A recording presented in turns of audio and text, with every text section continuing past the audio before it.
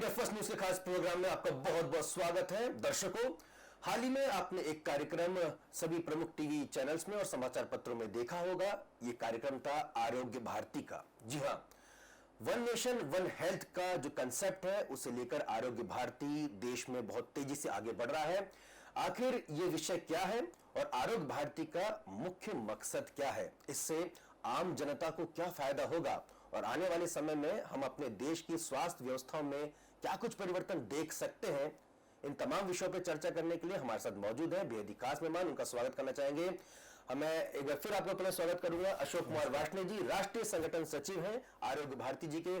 अशोक जी, आपका बहुत बहुत स्वागत है इंडिया फर्स्ट के स्टूडियो में। सबसे पहले अशोक जी, मैं समझना चाहूंगा आपसे कि आरोग्य भारती का अगर मैं मुख्य उद्देश्य जानना चाहूं तो इसकी स्थापना कैसे हुई थी और मुख्य उद्देश्य क्या था? आरोग्य भारती स्वास्थ्य के क्षेत्र में कार्य करने वाला एक सेवा संगठन है। स्वास्थ्य सेवा तो बहुत सारे लोग करते हैं।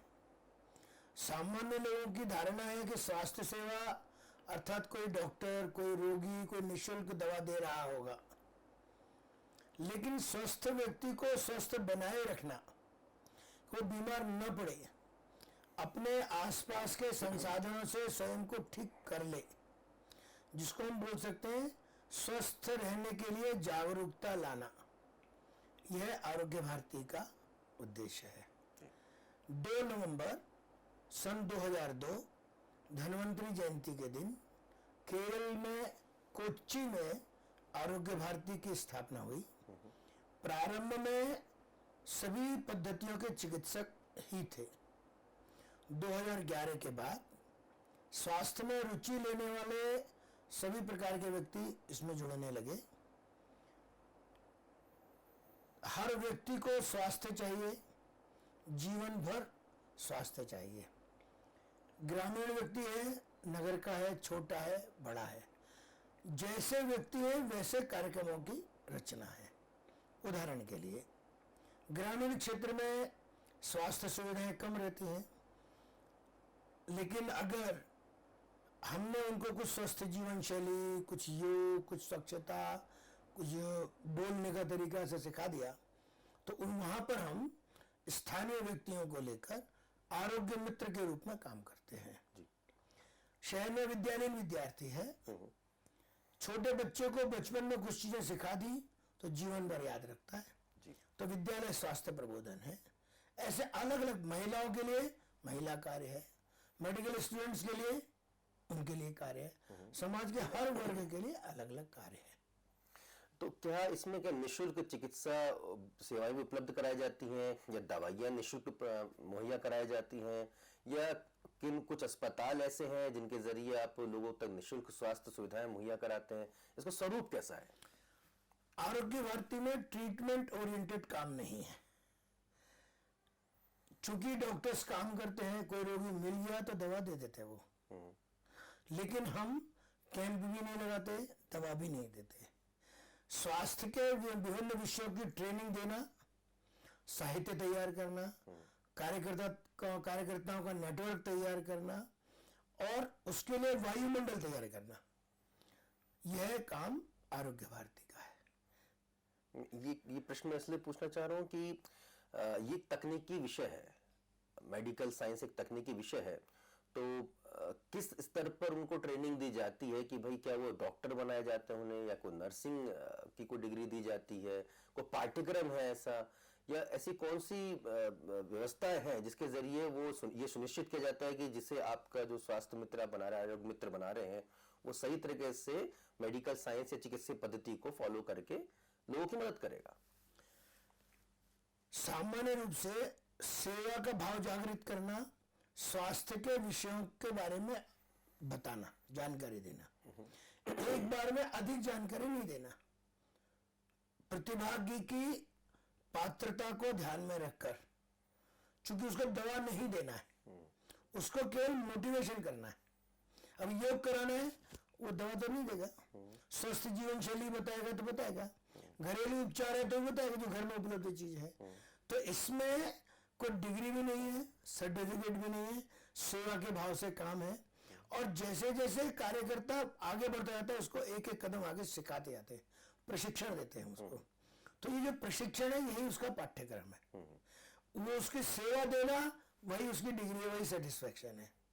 इसीलिए कोई दवा नहीं है, कोई डिग्री नहीं है, कोई सर्टिफिकेट नहीं है, कोई डिप्लोमा नहीं है। जैसे कोई व्यक्ति अगर उदाहरण से समझना चाहूँ, बुखार से पीड़ित है, सामान्य जो ज्वर से पीड़ित है, तो अगर आपका आरोग्य मित्र वहां पर मौजूद है तो वो उसको किस तरह की मतलब ट्रेनिंग दी गई है कि वो क्या कुछ मदद कर सकता है? सामान्य रूप से हमारे पास जो आते हैं वो स्वस्थ व्यक्ति आते हैं, पहले उनको मोटिवेट करते कि बीमार ना पड़े। लेकिन अगर कोई आ गया तो छोटी छोटी जानकारी उसको दी जाती है। अब जैसे आपने बताया बुखार है, तो बुखार है तो क्यों है, क्या कर सकते हैं, उसके संपर्क डॉक्टर के साथ भी है। थोड़ा इसको बताया भी गया है कि कहाँ गर्म पानी पीना, कहाँ ठंडा पानी पीना, कहाँ कपड़े से सुलाना, अधिक गर्म हो जाए तो कब पट्टी रखना, इतना बताते हैं उसको। कोई छोटा मोटा एक्सीडेंट हो जाए तो कैसे पट्टी बांधना, पहले क्या चीज देखना, सांस पहले देखना, हार्ट बीट देखना, ब्लीडिंग रोकना, वो फर्स्ट एड में उसका प्रशिक्षण है ये। अच्छा, अगर मैं इसको सामान्य शब्दों में समझना चाहूँ तो एक स्वस्थ व्यक्ति, एक सामान्य व्यक्ति स्वस्थ कैसे रह सकता है, उसकी जीवन शैली कैसी होनी चाहिए, इसको लेकर आप लोग मोटिवेट करते हैं, संगठन बनाते हैं, लोगों तक जागरूकता फैलाते हैं। और अगर भगवान न करे वो किसी कारण से बीमार होता है तो एक सामान्य जो एक उपचार के जो परिधि है उसको देते हैं, डॉक्टर के पास तक पहुंचाना, डॉक्टर के पास तक पहुंचाते, एक संगठन भी हो जाता है। कहीं ना कहीं संगठन में शक्ति होती है। तो और हमारे साथ चूंकि डॉक्टर भी काम करते हैं, तो जो डॉक्टर है अगर कोई पेशेंट आ गया तो जो उनकी पद्धति है, एलोपैथी का है तो एलोपैथी की, आयुर्वेद का है तो आयुर्वेद की, होम्योपैथी का है तो होम्योपैथी की, वो प्रशिक्षण देते। मैं डॉक्टर ट्रीटमेंट भी करते वो जी, उस समय निःशुल्क ट्रीटमेंट ही होगा, उस समय भी निःशुल्क ट्रीटमेंट होता है। ये बहुत काबिले गौर बात है दर्शकों कि जैसा कि मैं समझ पाया कि आरोग्य भारती के जरिए आपको एक बेटर लाइफ, एक हेल्दी लाइफ कैसे जीनी है, ये इसको लेकर लगातार आपको जागरूक बनाया जाता है। आरोग्य मित्र जगह जगह जाकर, और सिर्फ शहरों तक ही नहीं, गांव तक, देहात तक वो लोग जाते हैं, लोगों को स्वस्थ दिनचर्या, स्वस्थ जीवन शैली के बारे में जानकारी देते हैं। और अगर किसी कारणवश कोई बीमार पड़ जाता है तो उसे हर मुमकिन सहायता भी मुहैया कराई जाती है। और आरोग्य मित्र कई पेशेवर डॉक्टर भी हैं, तो वो आरोग्य मित्र से जुड़ने के बाद कहीं ना कहीं लोगों को निःशुल्क स्वास्थ्य सेवाएं, उपचार भी मुहैया कराते हैं। और भी सर क्या कंसल्टेंसी भी दी जाती है अगर किसी को कुछ दिक्कतें आ रही हैं स्वास्थ्य को लेकर? कंसल्टेंसी भी देते हैं जी। एक जो दूसरा महत्वपूर्ण काम है कि भारत की स्वास्थ्य व्यवस्था कैसी रहनी चाहिए, तो समाज के प्रबुद्ध वर्ग में अलग अलग प्रकार के विषयों की चर्चा करते हुए सबके सुझाव लेकर सरकार, केंद्र सरकार और राज्य सरकारों को भी सुझाव देते हैं। मैं 2 उदाहरण दूंगा जी, तो जल्दी समझ में आ जाएगा। जी। 2014 में आरोग्य भारती ने पूरे देश में 2 वर्ष तक एक अभियान चलाकर सुझाव इकट्ठे किए, एक कंसेप्ट पेपर भेजा, 1100 लोगों के सुझाव आए लगभग, उसमें से उनमें से 500-600, 1100 लोगों तक भेजा, 500-600 लोगों के सुझाव आए, उनको फिर हम लोगों ने क्लासिफाई किया और एक 50 लोग बैठकर 2 दिन तक उनको ब्रेनस्टॉर्मिंग किए कि जो विषय है इनमें कौन कौन से किस किस श्रेणी में जाने चाहिए, क्या स्थिति होनी चाहिए। उसके लिए ड्राफ्ट तैयार हुआ, 2014 में केंद्र सरकार के स्वास्थ्य मंत्रालय को दिया गया। केवल सौंपा नहीं हमने, प्रातःकाल 9 बजे से लेकर रात्रि 9 बजे तक आरोग्य भारती से जुड़े हुए लगभग 20 लोग और स्वास्थ्य मंत्रालय से जुड़े हुए 20 लोग दिन भर उन्होंने चर्चा की कि कौन सा विषय चाहिए, क्यों चाहिए, क्या उसका लाभ होगा, क्या हमारी अपेक्षा है। सौभाग्य से 2017 में जब नेशनल हेल्थ पॉलिसी डिक्लेयर हुई तो हमने पाया कि लगभग 80% रिकमेंडेशंस उसमें सम्मिलित थे, मान ली गई थी। हाँ। तो हमको लगा कि हमारी जो ब्रेन स्टॉर्मिंग हुई थी, 2 साल हमने मेहनत की, उसका कहीं ना कहीं स्वरूप दिखलाई पड़ा। तो समय समय पर देते हैं। अभी कोरोना कालखंड में ध्यान में आया कि ग्रामीण क्षेत्र में जितनी स्वास्थ्य सुविधाएं चाहिए वो नहीं है, कम है। डॉक्टर्स पॉपुलेशन की तुलना में स्थिति में लगा कि कुछ न कुछ ऐसी व्यवस्था होनी चाहिए कि ग्रामीण क्षेत्र तक स्वास्थ्य सुविधाएं पहुंच जाए और आर्थिक दृष्टि से उनके रीच में भी रहे। सौभाग्य से उसी समय मिनिस्ट्री ऑफ आयुष ने कुछ एडवाइजरी जारी की। घर में उपलब्ध वस्तुओं से काढ़ा, घर का बना ताजा भोजन खाना, कुछ न कुछ शारीरिक परिश्रम करना, स्वच्छता का ध्यान रखना, जो गाइडलाइंस दी, नाक में 2 बूंद तेल डालना, आवश्यकता पड़ने पर भाप लेना, ऐसे अलग अलग प्रकार की एडवाइजरी थी। लोगों ने पालन किया तो उसका लाभ भी दिखाई पड़ा और तब सबको लगा कि हमारी जो धारणा थी कुछ भी रोग होगा तो दवा चाहिए और दवा नहीं है तो हम नहीं कर सकते, तो ये धारणा बदल गई समाज की। और केवल भारत में ही नहीं, पूरे वर्ल्ड वाइड इसका प्रभाव दिखाई पड़ा कि preventive health is also necessary for human being. बिल्कुल। तो इस तरह से यहाँ से एक विषय का जन्म हुआ कि क्या हम ग्रामीण क्षेत्र तक हेल्थ फैसिलिटीज पहुंचा सकते हैं, मेडिकल एक्सपेंस कम कर सकते हैं उनका, डॉक्टर्स पेशेंट रिलेशनशिप जो धीमे धीमे प्रोफेशनलिज्म के कारण से गायब हो गया, इसको बढ़ा सकते हैं क्या। तो इसी में से जन्म हुआ कि होलिस्टिक अप्रोच होनी चाहिए, स्वास्थ्य को होलिस्टिकली देखें, संपूर्णता में देखें, रोग निदान नहीं तो रोग की रोकथाम भी होनी चाहिए। बिल्कुल। माननीय प्रधानमंत्री जी का बहुत आग्रह है कि स्वास्थ्य को संपूर्णता में देखिए। भारत सरकार के नीति आयोग ने इस दिशा में काम शुरू किया। हमारी हेल्थ पॉलिसी में भी ये विषय था, वहां से ये विषय आया, क्या हम पूरे देश के लिए एक स्वास्थ्य तंत्र के बारे में विचार कर सकते हैं। बिल्कुल। ये पूरे देश की जो आपने बात की है, यानी कि नेशन की आपने बात की है, तो मैं वन नेशन वन हेल्थ के बारे में भी जानना चाहूंगा कि ये विषय क्या है। और हाल ही में भोपाल में एक महत्वपूर्ण कार्यक्रम हुआ, यहाँ पे महामहिम राष्ट्रपति जी पधारे थे, आप ये पूरे इस कार्यक्रम के संयोजक के तौर पर वहाँ मौजूद रहे। वन नेशन वन हेल्थ की ये कंसेप्ट क्या है और इससे हमारे देशवासियों को क्या कुछ फायदा होने वाला है? भारत देश का विस्तार बहुत बड़ा है, जलवायु की दृष्टि से बहुत भिन्नता है। कहीं एकदम वर्ष भर ठंडा रहता है, कहीं एकदम टेम्परेचर वेरिएशन नहीं होता। दक्षिण में, उत्तर भारत में 6 ऋतुएं मिलती हैं बराबर, जलवायु भी अलग, मौसम भी अलग, नेचुरल रिसोर्सेज भी पूरे देश में बहुत ज्यादा वेरिएशन में है, ग्राउंड वाटर भी बहुत ज्यादा वेरिएशन में है। आप पश्चिमी उत्तर प्रदेश, राजस्थान, मालवा, कुछ पार्ट गुजरात, खारा पानी ही मिलेगा। आप झारखंड जाइए, छत्तीसगढ़, थोड़ा उड़ीसा की तरफ खदान ही खदान मिलेंगी। पूरे देश में अलग अलग प्रकार है, तो ये नेचर बहुत अलग है। पहाड़ का क्षेत्र इसलिए आवागमन पूर्व काल में कम होता था, तो जगह जगह पर जो चीज उपलब्ध थी उसके आधार पर फूड हैबिट्स डेवलप हुई, वैसी स्वास्थ्य सुविधाएं भी उपलब्ध हुई। तो है पहले जगह जगह।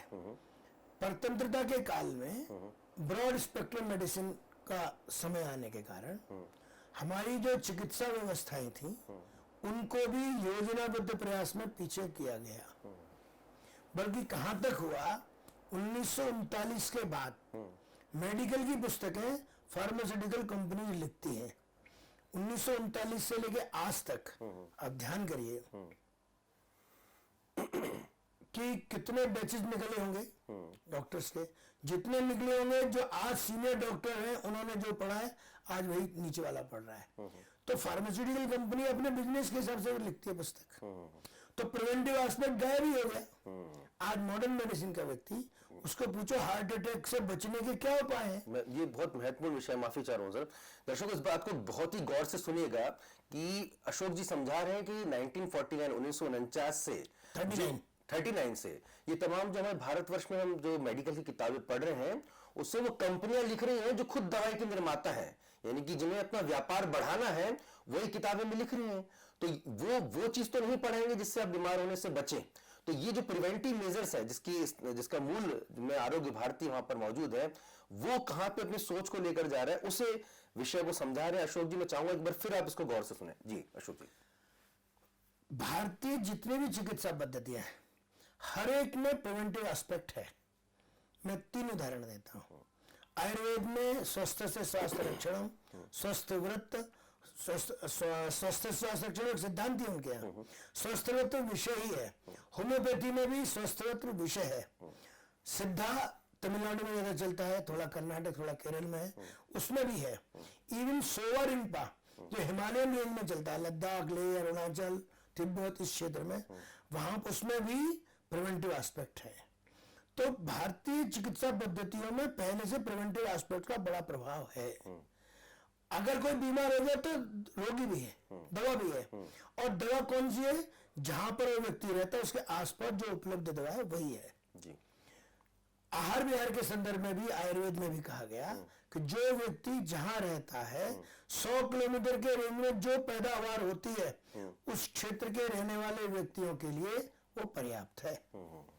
वो जलवायु मौसम के आधार पर ठीक है।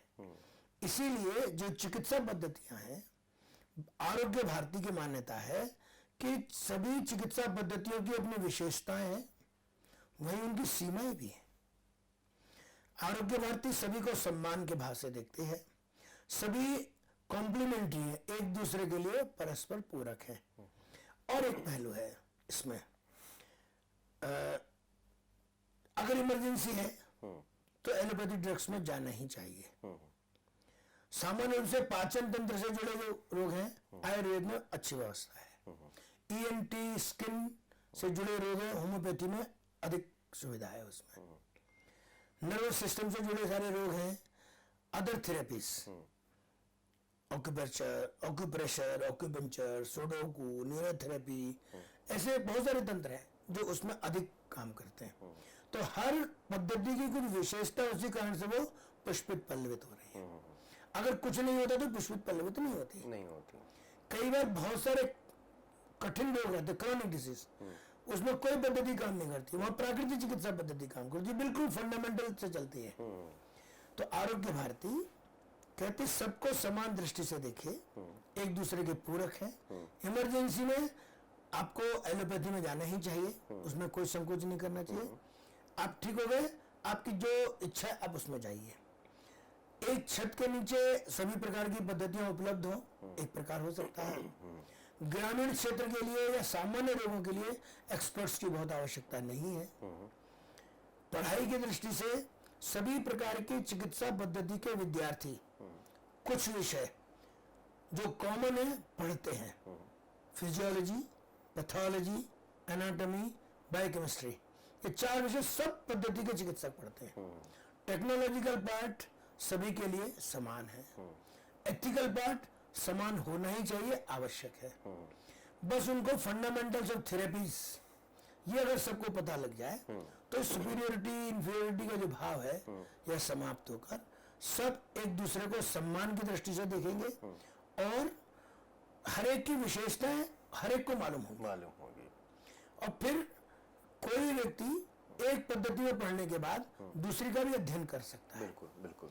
और इसीलिए जब जैसी आवश्यकता है वैसे चिकित्सा पद्धतियों का पालन करना।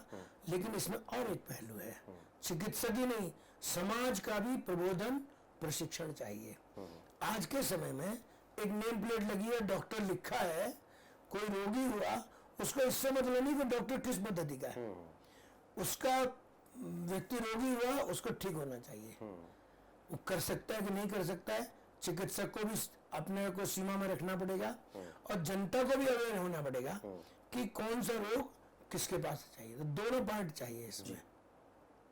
इसलिए जो होलिस्टिक सिस्टम है, इसको नाम दिया एक ब्रॉड स्पेक्ट्रम में, one nation one health system. Preventive aspect बड़ा पार्ट है, जानकारी बड़ा पार्ट है, और अलग अलग पद्धति साथ साथ काम करेंगे इसमें, और पॉलिसी बनाना सरल है। इसमें क्या हो, क्या मतलब क्या कार्ड मुहैया कराया जाएगा आम जनता को, या कश्मीर से लेकर कन्याकुमारी तक एक ही पद्धति को फॉलो किया जाएगा? मतलब वन नेशन वन हेल्थ का इसमें 4 विषय बनाए हैं नीति आयोग ने कि अगर हमको मेडिकल एजुकेशन देनी है तो हम कैसे देंगे, सैद्धांतिक बात कितनी आएगी, प्रैक्टिकल एस्पेक्ट कितने आएंगे, पूरे विश्व में कहाँ कहाँ क्या क्या चल रहा है ये भी बताना है अपने को, और हर विषय के सारे पहलू हर विद्यार्थी को मालूम रहने चाहिए, इसलिए थोड़ा थोड़ा हर एक की जानकारी होगी। दूसरा, क्लिनिकल प्रैक्टिस करनी है, बेसिक चीज अगर विद्यार्थी को मालूम है तो वो कब हमको आयुर्वेद का अप्लाई करना है, कब होम्योपैथी का अप्लाई करना है, कब योग अप्लाई करना है, कितना प्रिवेंटिव एस्पेक्ट है वो डॉक्टर जानता है। रिसर्च करना है तो कौन सी चीज हमारे पास है, किसको और मॉडर्न टर्मिनोलॉजी में डिस्क्रिप्शन देना है वो करेगा।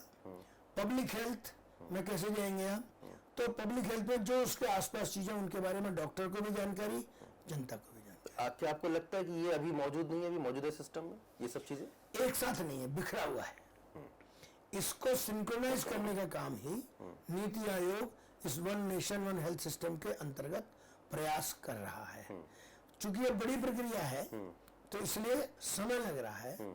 इसमें प्लूरोपैथ माने जिन्होंने एक से अधिक चिकित्सा पद्धति का अध्ययन किया है वे लोग इसमें प्रयास कर रहे हैं। तो पॉलिसी तो एक एक्सरसाइज करके बन जाएगी, इसका महत्वपूर्ण भाग है इसका एग्जीक्यूशन। ये एग्जीक्यूशन कैसे होगा, तो उसका एक ही रास्ता है, भारतीय संस्कृति ने बताया है, वादे वादे जायते तत्वबोधा, माने हम बार बार डिस्कशन करेंगे तो सत्य की खोज तक पहुंच सकते हैं। तो बार बार जनता में इन विषयों की चर्चा होगी, सुझाव आएंगे, चिकित्सक करेंगे, प्रबुद्ध वर्ग करेंगे, तो इसके बारे में अच्छे सुझाव भी सरकार को मिलेंगे और पॉलिसी की जानकारी भी जनता को मिलेगी। अशोक जी, आप क्या ये कहना चाह रहे हैं कि होम्योपैथी के जो डॉक्टर रहेंगे इस one nation one health system के अंतर्गत वो एलोपैथी की दवाई भी रिकमेंड कर पाएंगे? ऐसा अगर जब वो पढ़ाई कर लेंगे तो कर सकते हैं। नहीं तो फिर क्या एक ही फिर पढ़ाई सिस्टम होगा पूरे मेडिकल? तभी ना वन नेशन मतलब अब जो डिग्री मिलेगी उन्हें हर विषय की जानकारी दी जाएगी। हर एक को हर विषय की जानकारी है। मतलब पहले एजुकेशन सिस्टम से शुरू होगा, इसकी शुरुआत एजुकेशन सिस्टम से होगी, जिसके अंतर्गत जो डिग्री अब मिलेगी मेडिकल के छात्रों को उसमें सभी विषयों की सभी पद्धतियों की जानकारी दी जाएगी और वो भविष्य में उसके अनुसार ही दवा और तमाम रिकमेंडेशन वो कर सकेगा। तो इसमें मुझे लगता है कि एलोपैथी वाले जो, क्योंकि उनकी काफी महंगी पढ़ाई होती है, वो खुद को श्रेष्ठ मानते हैं। मैं अगर वो आपकी बात बिल्कुल सही है। इसका सबसे कठिन पक्ष यही है कि एलोपैथिक सिस्टम में पढ़ने वाले विद्यार्थी चिकित्सक चूंकि वे नीट से आते हैं और हायर मार्क्स वाले एमबीबीएस में तो काफी महंगी पढ़ाई होती है। हाँ, बाकी लोगों के लिए महंगी है, तो उनके मन के अंदर एक सुपीरियरिटी का भाव रहता है। जी जी। और इतना तक रहता है कि जीवन पर्यंत रहता है। उनको लगता है जितना हम जानते हैं भगवान भी नहीं जानता। दूसरी ओर आयुर्वेद, होम्योपैथी आधारित चिकित्सा पद्धतियों में एडमिशन लेने वाला विद्यार्थी चूंकि कंपैरेटिवली कम मार्क्स वाला रहता है तो उसके मन के अंदर इंफीरियरिटी कॉम्प्लेक्स रहता है। वो सोचता है कि हमको कम मार्क्स मिले इसलिए आयुर्वेद में आना पड़ा, तो इंफीरियरिटी का भाव रहता है। जब मिल जाएंगे दोनों तो आयुर्वेद की जो स्पेशलिटी है मॉडर्न मेडिसिन वाला जानने का, मॉडर्न मेडिसिन की फंडामेंटल्स आयुर्वेद वाला भी जानेगा। इसलिए एक साथ ही पढ़ाई होगी सबकी, तो सबकी जानकारी सबको होगी।